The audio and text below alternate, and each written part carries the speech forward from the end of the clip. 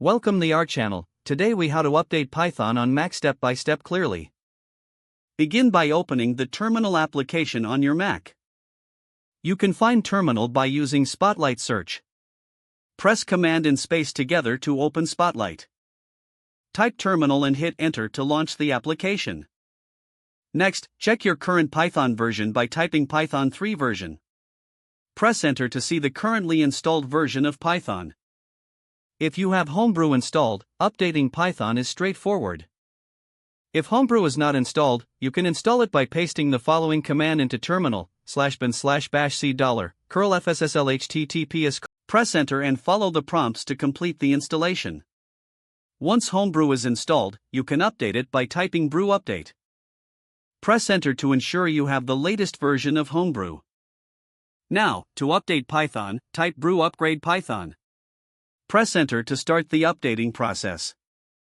Homebrew will automatically download and install the latest version of Python.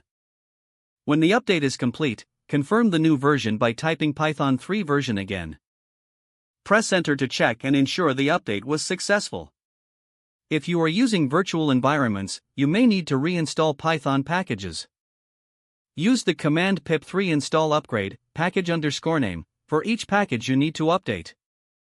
Finally, close Terminal when you're done, and you're ready to use the latest version of Python on your Mac. If the page does not load, refresh the browser or try again in a private or incognito window. Make sure you are using the correct email address, then retype it carefully to avoid small typos.